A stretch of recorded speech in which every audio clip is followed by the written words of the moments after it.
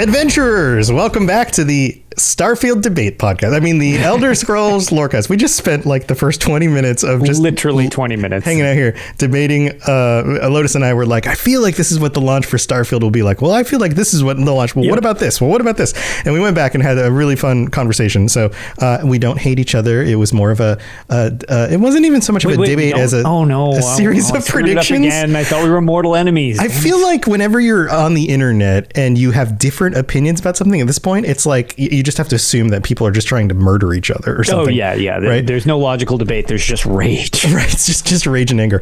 But maybe we'll put this in the second half of the episode, or maybe just after the end or something, if you guys want to hear some of our thoughts on the Starfield launch. But that's not why we're here today. We are here to talk about Elsweyr, because we're traveling around the map. We're going in kind of a clockwise motion. Have you noticed this, Lotus? We've got a little directional focus going here. I like it. Yeah. So we've recently talked about two other locations, and today we're now visiting Elsweyr. And you know what? I think this one's going to be a little bit different of a conversation. We need to delve into Elsweyr and get into some of the history, some of the culture, some of the religion, all of that stuff, which we've talked about in other contexts, but not necessarily directly. But in this episode, because we're doing the lands and the lore of the locations, we need to try to talk mostly about the land and the locations and these kinds of things. So that's what we're going to try to stick to. Although I feel like Elsweyr, it's a different place. We started with the weird ones, Liz. We should have started with the more normal ones and established normal stuff. But I know we got real weird to start, and then it's going to normalize as we get around the continent. Yeah. So it's going to get more normal as we continue moving around. But all right, we're at Elsweyr. Everybody knows this is the home of the Khajiit, and it's mostly desert, but there's more to it than just that. Yeah, it's some decent savannas that actually prior to ESO we didn't really get to see. In fact, most of our information of Elsweyr is actually from the Elder Scrolls Online more than anything else. You really just get very, very pixelated bits of procedural generation prior to that. So right. A lot of it was just the way it was explained, and you never got to see it yourself until the Elder Scrolls Online with the Elsweyr expansion. Yeah, absolutely. So Elsweyr is divided up into kind of two sections, and we're going to hear about these two sections a lot. And the first section, the northernmost section, is one climate type. It's mostly savannas, badlands, and dry plains, whereas the southern part is more fertile lands like jungles and rainforests. Yes. So oftentimes you think about the northern part without really thinking about the southern part very much. Well, the southern part, again, it's very different. It's more southern, so it's going to be wetter. It's going to be warmer. So it's got that kind of thing going on. But Elsweyr was originally a bunch of different clans. And so if we go into the history stuff, the different clans of Khajiit basically ruled over these different sections, and eventually they were all combined together. We'll talk about that on a future episode. But the six clans, the 16, I'm sorry, I said six? Yeah, 16 tribes became six kingdoms. So Nequin All, I'm going to mess up the names, Rimmon, Riverhold, Dune, Orcrist, Verkarth, Mirvale, and Helkarn. These are the northern ones. And then there's Alabaster, Brookra, Palatin, Corinth, Tenmar, Torval, Kenarthia. Canarthi's Rest. Canarthia. Yeah, okay, there we go. Yeah, with Canarthi's Rest, right. That would make the most sense now that you say it out loud. Yeah, and Senchal. These are the southern ones. And eventually these were combined into two, and then one group as a whole as all of Elsweyr. So the history of the peoples kind of unified the area, but that area was still different from the rest of the continent because it was the home of the Khajiit, and the Khajiit, like the Argonians that we talked about last week, are very different from either the men or the Mer in some very significant ways. Yes. Other than there being a whole plethora of Khajiit, which are defined by being fur stalks, which we won't get into that at the moment. That's more on Khajiit, the race, rather than this region. Mm-hmm. But they're essentially they're your felines in the series, just all of them, just varying degrees of them, from house cat to battle mammoth cat when you battle mammoth cat. Like, yeah, gigantic monster bear cat. Yeah, like yes. Yeah. So it's just we joked way back in the day that when, the year we were actually getting the Elsweyr expansion, that it was just it was their own personal litter box, because like we mentioned, it's very sandy, it's very arid in a lot of areas. So it's just, I don't know, it's a yet another very unique region compared to what we've talked about already. Yeah, and the climate is distinct in very specific ways from other places as well. Right. The 16 tribes became 2 kingdoms. This was just after the Thracian plague of the first era, 2260.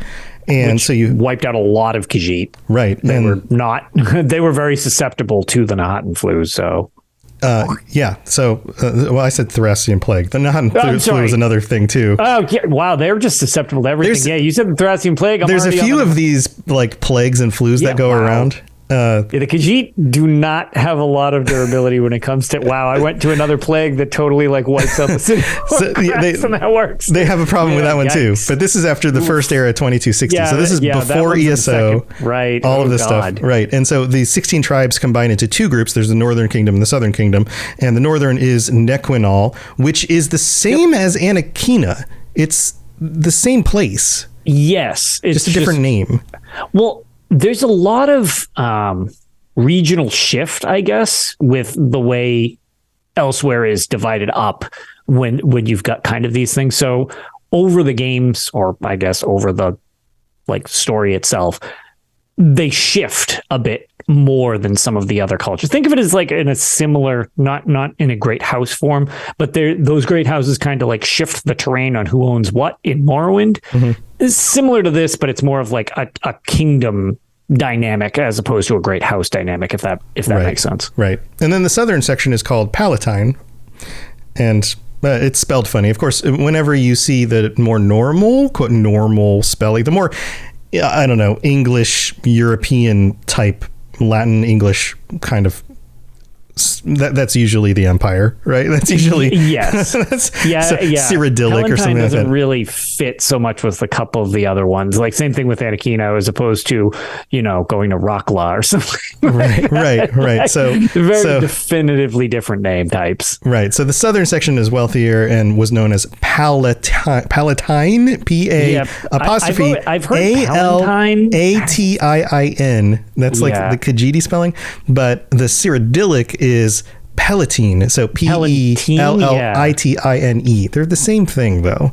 They're just, it's like the fact that I keep messing up pronunciations of like J.R.R. Tolkien's stuff in the Lord of the Rings Lorecast because I don't speak Elvish.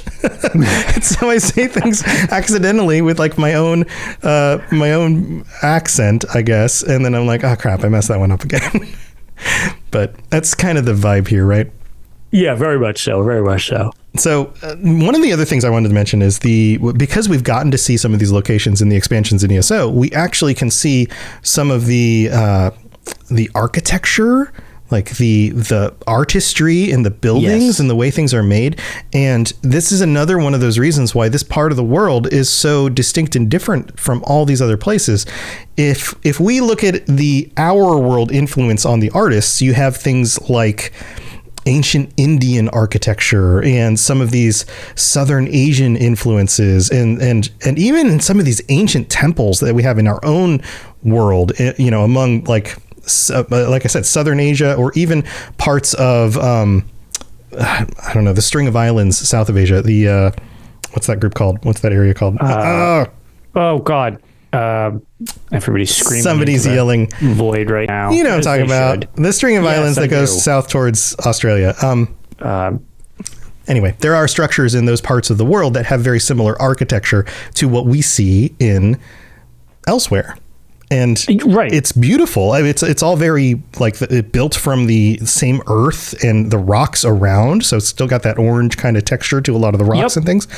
But the actual shapes are very decorative. They're very carved out. They've got these, like, I don't know, minarets or what they're called, like with the little pointy bits at the tops of the little roofs and really intricate doorways and windows. And it's all very beautiful and well designed, which plays to that feeling of us from being in this like Western audience, of this feeling like somewhere that we don't see in our everyday lives, just walking around in the world. It looks somewhere that's more foreign to us from a Western perspective.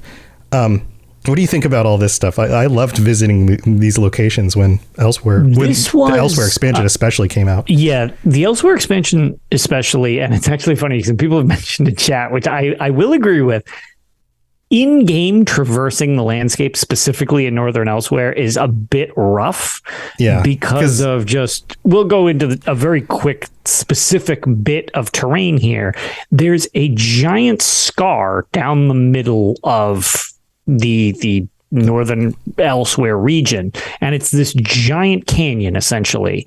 And they built a city which has like rope bridges that go across it, allowing travel, and there's connecting bridges and stuff like that called the Stitches.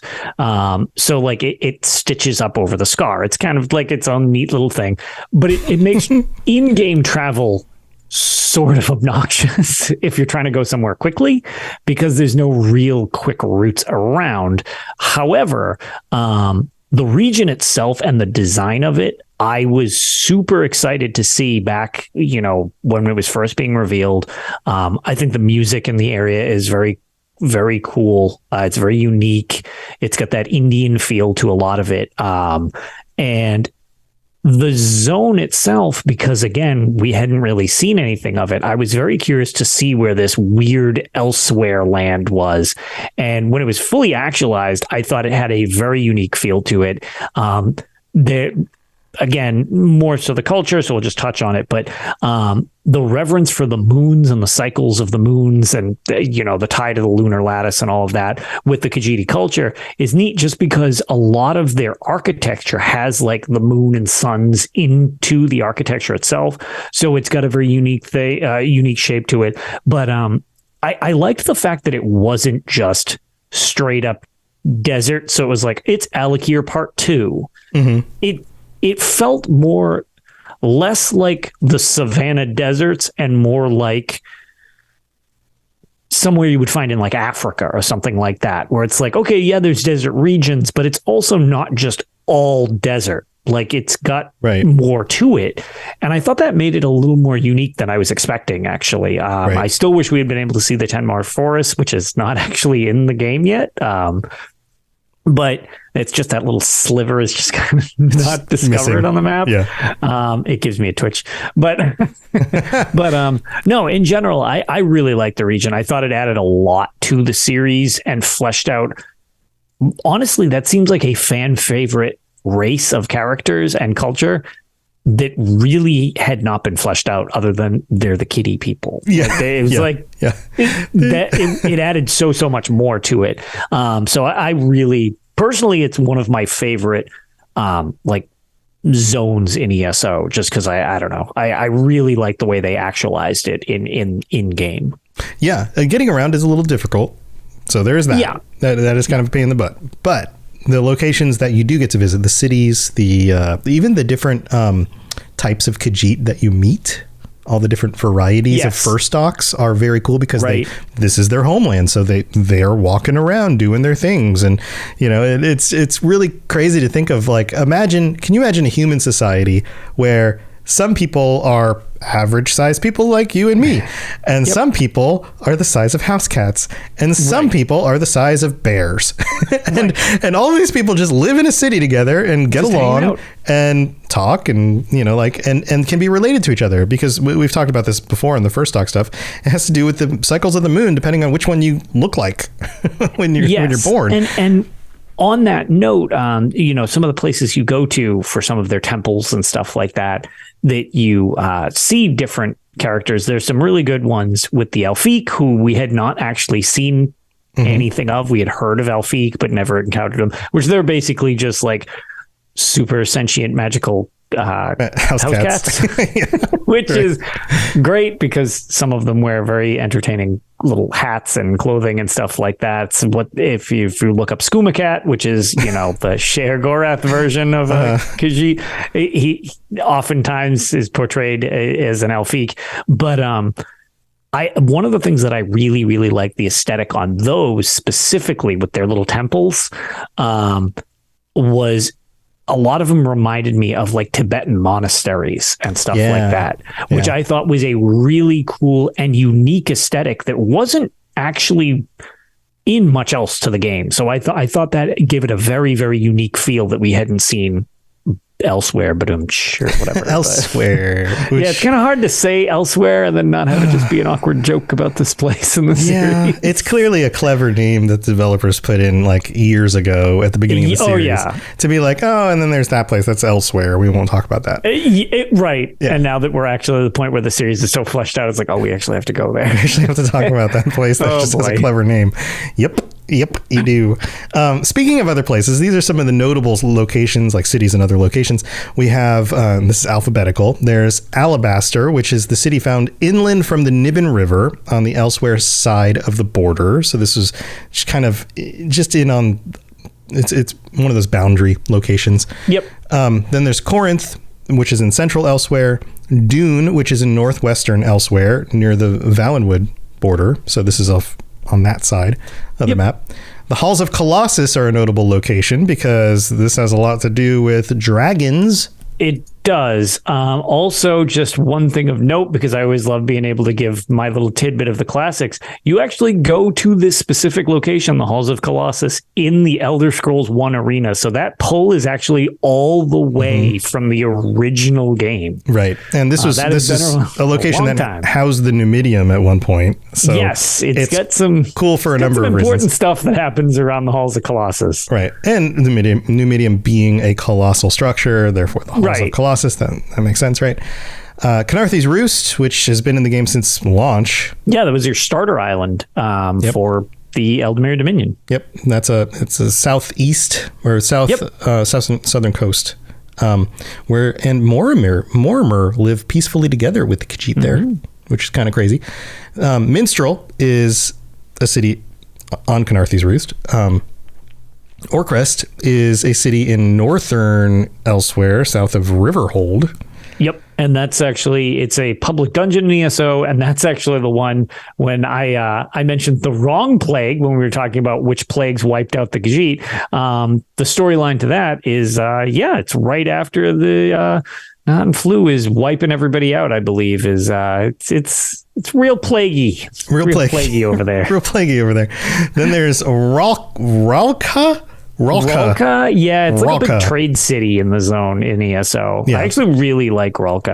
I don't know. Again, it's not even that unique, but I just think the design of it in Elder Scrolls Online is very cool. Mm-hmm. Yeah, and that's southwest of Dune. Rimmen, which it's one of those names that doesn't sound very Khajiit, which means probably Imperial. Yeah, probably a little Imperial. And then when you're there, it's probably a little more Imperial. Yep. So it's on the northeastern side of Elsweyr, which borders Cyrodiil, which explains some of the Imperial nature of the location and why it has an Imperial sounding name. Riverhold, another not particularly Khajiit sounding name. Yep. Northern Elsweyr, near the Cyrodiil border. So again, makes sense. So the more they sound foreign, the more likely they are to be deeper into the location, and the more they sound like Imperial stuff, the more they're closer to be near Cyrodiil. And my dogs are barking.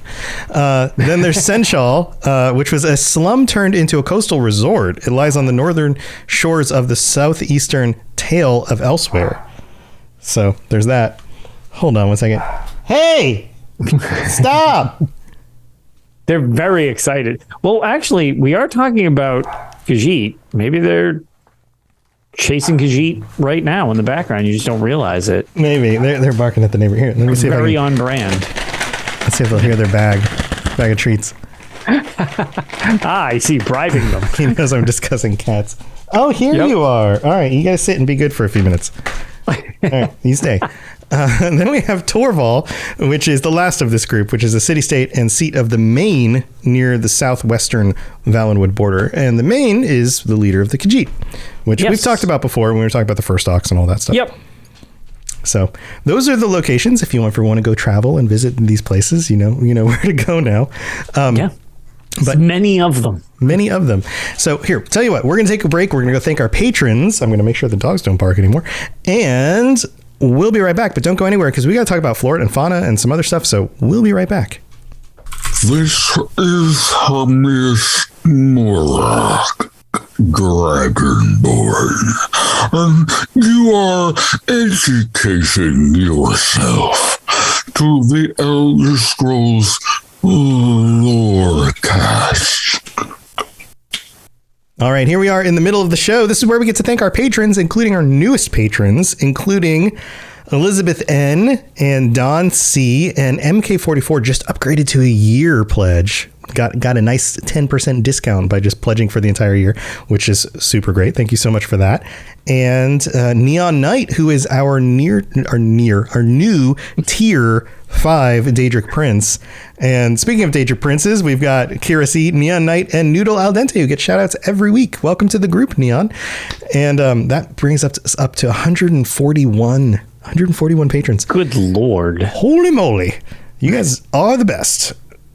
I need to stop saying you guys because it's gendered, and I'm trying my best. It's just such an integral part of my vocabulary, and it's every time I say it, I think of Goonies.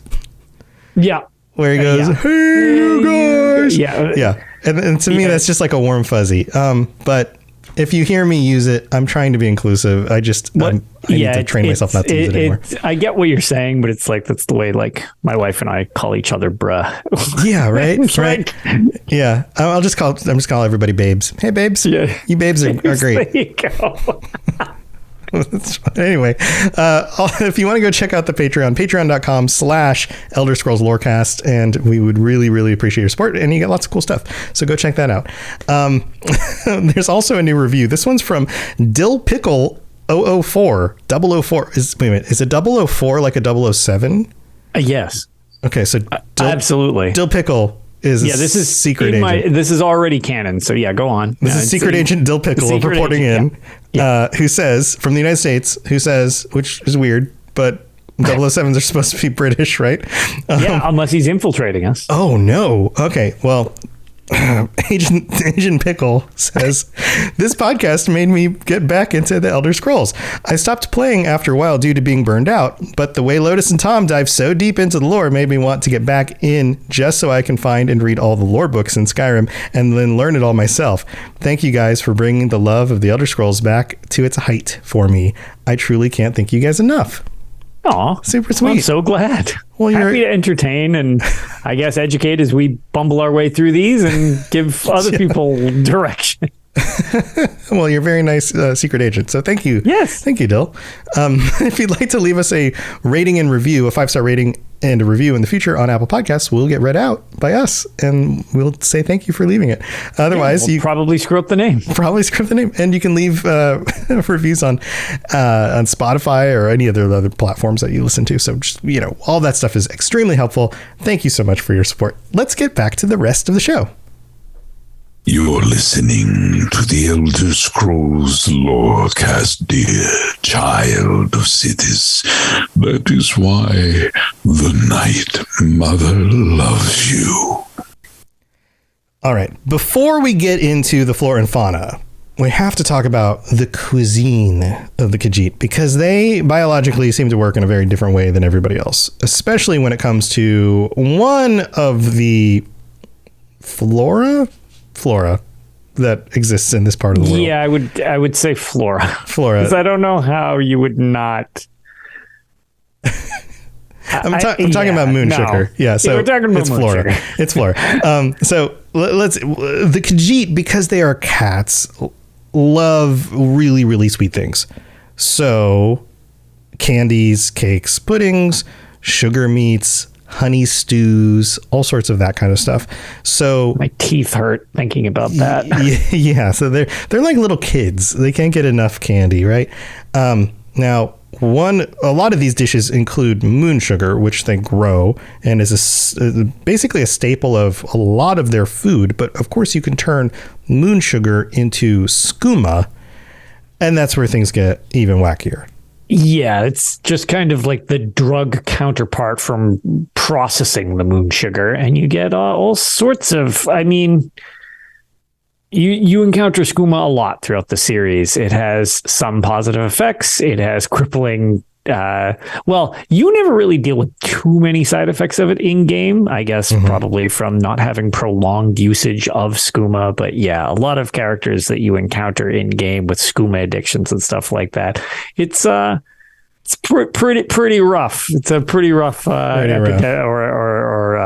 problem in the series. So. Yeah, Gwen the Bard in chat says catnip. It's kind of like their catnip. Yeah, if you condense catnip down and into crack rock. It's kind of like crack nip. Yes. But because they are Khajiit and they have a different biology and they're raised on the stuff and they eat moon sugar all the time, they have more of a natural like predisposition where they can resist it more. Like they've got a better. It seems like they have a rather high tolerance built up to it. Yeah. Whereas other races not so much. So. It is seen as being part of their culture in a way that it's not in the rest of the continent.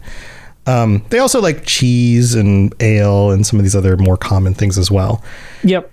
So here, let's talk about the flora. So we've got a variety of different things here, including things like lots of nightshade, which it seems like nightshade is very common to the region.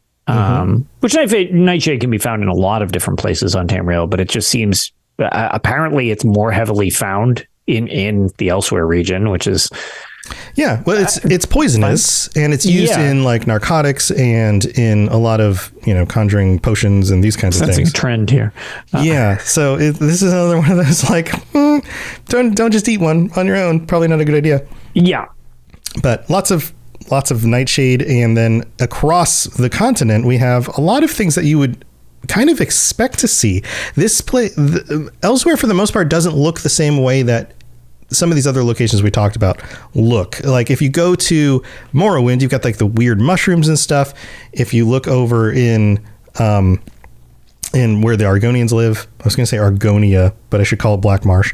I mean, technically, Argonia has also been a name they've used. Yeah. I feel like that's more derogatory, but Black Marsh isn't a nice name either. That's why I kind of wavered on that.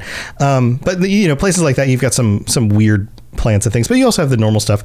In Elsweyr, you have a lot of very normal looking grasses and trees. And sure, there's areas that are more desert covered and areas that are more forest, but lots of more just kind of the kinds of stuff you see in the real world.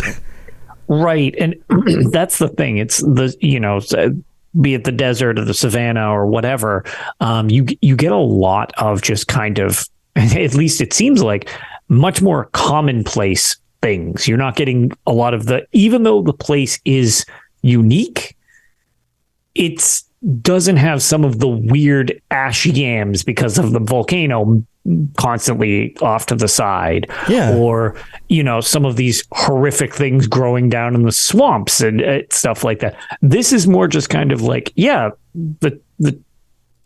temperate area of some of the savannas or the desert areas just kind of relate to those type of plants. Nothing super weird, which is almost in and of itself kind of unique.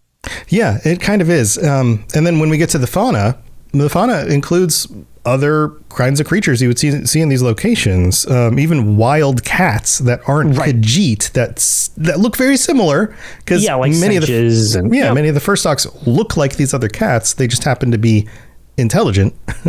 They're not the same thing. But you have a lot of these very normal creatures, cinch tigers and lions. You have regular looking birds. You have a lot less of the weird and wacky stuff like giant monster lizard things and more of very common animals, which is kind of strange. Like, does this hit you as a little bit weird? Like wolves and tigers and lions and tigers and bears. Oh my! But nothing. Like, we're not seeing like Gwar run around, and I'm not expecting to see like the same creatures from these other places. But for being one of the parts of the continent that is undiscovered in a lot of ways to common travelers, not so much. And there are a few things that I guess might be worth bringing up that actually aren't really mentioned in either of the articles, which is kind of interesting because we always use these as a reference guide for what we're doing when we take notes off of them. One of the things that actually I feel might be worth noting, but again, they were kind of brought up via Elder Scrolls Online, so it was our first experience with them. But There are also some versions we had mentioned the varying size of, the fur stock and stuff like that. Some creatures in the zone are very similar, but there's like something called like a terror bird, which sounds horrible and a nightmare creature, but it's basically just a bigger dodo bird. Right. So, it doesn't look super weird. It's just bigger. Right. It's like, so like to your point, it's like, okay, there's a tiger. There's a bigger tiger. Like a lot of those, that's kind of, I guess, a way to kind of support what you're saying and why they might not be specifically mentioned in the articles. You get a lot of creatures that are just like bigger or weirder versions of some of the other ones. Something else that's kind of noted, which honestly, I don't really remember this being a case in Arena or in Elder Scrolls Online, but it's noted that there's like a relatively high population of trolls in the area. Yeah, that's the other thing. That's the one kind of weird creature.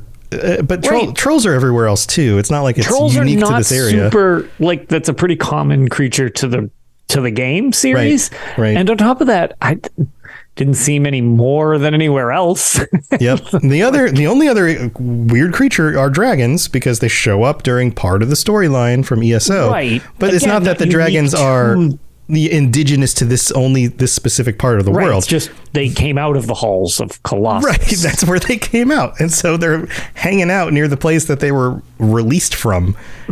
That's correct in the second era. So it's like, and then after that whole thing and some weirdnesses with warps in the west and dragon breaks and stuff like that, we don't hear from them again for quite a while. So it's like it was more of an area of convenience. It seemed like more than like they're not like you said, they're not indigenous there. They were hiding there, right? And then they got stirred up from there, right? But other than that, there's really not too much else notable with those two things, which is kind of a bummer because the region is super unique, but there's not a ton of unique stuff necessarily there. Mm-hmm. Now there are a lot of other details about Elsweyr, the tribes, the people, their history, the plague and the flu and how that affected them. There's a rebellion period. There's a lot of other stuff going on here historically, but we don't have time. Yeah, shifting of kingdoms and stuff like that. Right. But that's a whole potentially series of episodes on all of that stuff. Yeah, that would be a little more of the history rather than just the geography. Right. So we're going to save that for a future episode. But definitely come back for that stuff if you're interested, because we'll get back around to it eventually. Anything else about Elsweyr that you find particularly interesting or notable? So one thing that actually I do kind of want to bring up, just because I think it's interesting and just a bit strange for some of the lore bits, that it's interesting to see how things change over time. Mm-hmm. And the map actually has been adjusted a bit as time has gone on for Elsweyr. It's always been in the same ballpark area type of thing, but it's one of the areas that got kind of shifted a little bit so that it would fit, I guess, the modern way of wanting everything to line up. Like the ESO map? Well, the ESO map, and I think maybe trying to go forward with a lot of this stuff. In Arena, it was, if I'm not entirely mistaken, I'm trying to look at the comparisons. It's kind of like wider. The Arena map is wider. I think that's probably a good way to put it. The map after Arena is more north-south, less east-west. Yeah, and that's just it. It kind of just got reorganized a little bit to make it all fit a bit better, which is just interesting because, again, beyond there being always some debate over the maps in the series from game to game and even in the same game and stuff like that, they've even mentioned that maps are inaccurate, and it's with the idea that things are all done from within game. you get slightly different interpretations of it. So it's kind of interesting to see just some of the shifts over time. Elsewhere is not a massive shift, but like you said, they condensed it a little bit to fit properly with Valenwood being a little more positioned and not kind of spilling into Cyrodiil quite as much. Yeah, this is always one of those things I find funny, because when you're playing the games, the maps are designed in a way where they feel right for the gameplay, but they don't actually match the size of real world locations. The classic idea here is like Whiterun has all of like 24 inhabitants, or maybe more than that. But like, it doesn't feel like a city by any means. It feels like a little settlement with a castle. Right. and that's it. And the same thing happens in ESO. Like, the amount of time it would take you to travel from one city, like on the north side of the map, to the bottom city of the other side of the map means that entire map is like a mile across. Like, it's not very big. Like, if you were to stitch together all the locations that we get and keep them at the same scale, you could travel like the entire all of Tamriel, which you can travel almost all of at this point in ESO, is not actually any bigger than a city that you and I live in. Yeah, exactly. Which is a little weird, but I don't know. Just try not to think about that too much. Well, yeah. If you try to get, unfortunately, that's the thing where you do need to keep in context that it's like when, a fictional series is being worked on in certain ways, these are all outlines for it. And I appreciate how they try their best to stick to a lot of the lore to make it make sense in continuity. But sometimes for the betterment of everything, they can kind of MacGuffin their way out of things. I mean, we wouldn't even have Dragon Breaks in the series if it wasn't for them writing themselves in a weird corner at the end of Daggerfall with like multiple endings. How do we not null and void one of your endings? So they came up with a way. Right. Yeah. So just try not to think too hard on that. The maps are definitely not to scale. Not to scale, and they do fluctuate. And you can say that it was because of a myriad of reasons, whether they just needed to make it fit or whether it was like, oh, well, no, this shifted or whatever. You can come up with your own headcanon of doing that. But yeah, sometimes they just kind of need to adjust accordingly. Right. Yeah. A whole map full of just empty spaces would not be fun. Or an entire, like a city that's actually, let's say they built a city that was 4 or 5 miles across. Like, the amount of time it would take you to traverse just to get out of the city to go on a quest would be impossible. And for better or worse, that's one of the things Daggerfall kind of did. As I've been playing through the Elder Scrolls 2, a lot of this is very much like that. It's like, okay, I went to this town. Where do I need to go? And I bring up the map, and there's 150 houses, and I'm like, good God! And you figure out which one it is. Right. And even if there was a little arrow over one of them, it would still take you walking past 100 houses to get to the one that you wanted to go to. It is sometimes condensing things down can be a very logical thing to do for a continuity and fun factor. Right. So anyway, that's Elsweyr. That's pretty much it. That's it. And we'll continue this trek across Tamriel, doing a little clockwise motion. Looking at the little dial that we've been going around, we've been going clockwise so far. I suppose we can just continue on our path. Yeah, sounds like Valenwood would be next on our agenda, which is the place that Elsweyr actually got tailored to kind of squish in a little bit, so Valenwood could squish out a little bit. Right. So we'll be doing that next time, and actually next week is our patron chat. So because it's a weird short month. Yeah, it'll be the 23rd. Wild. So if you want to join us, there's still time to sign up on the Patreon. And those of you who are already signed up, let's talk about what you guys want to talk about. We'll talk about the thing we're going to talk about before we talk about that thing. That's the way it works. So we'll see you next week for our patron chat, and then we'll be back to traversing across Tamriel after that. And Lotus, you have anything else you want to share before we head out? So we actually didn't have an episode of Tales last week because of all of that chaos in Turkey and stuff like that. But in the meantime, that gave me a little extra time to work on things behind the scenes with screens. And screens. I'm working behind screens right now. And we managed to line up an interval. Wow, words are tough. Interview with the head of Skyblivion, which will be a ton of fun to chat about. Just gonna have him join us, and we're just honestly gonna chat about the project and all of that stuff. That's awesome.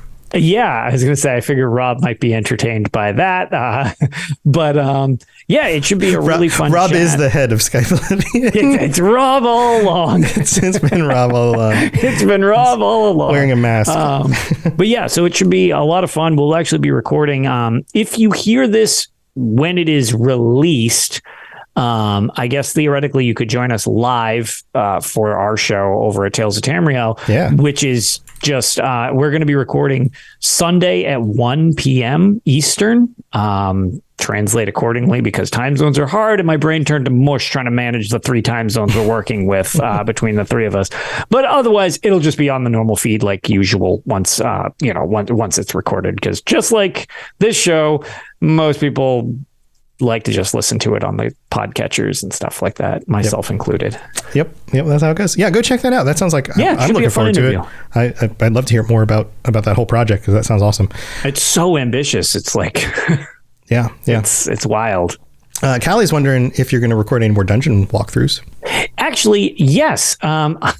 Funny enough, I kind of ended up getting super backlogged. We are doing more dungeon walkthroughs probably this weekend that hopefully I can get up, as well as if we can sync things up for anybody interested in the things that we're referring to. It's Dungeons and Trials Tales, which are basically just the ESO dungeons done story mode wise, like a TV show. I don't talk over it. I literally let the dialogue of the game play itself out, and we just kind of role play through it, I suppose, just so you can get the story because they are group contented ones.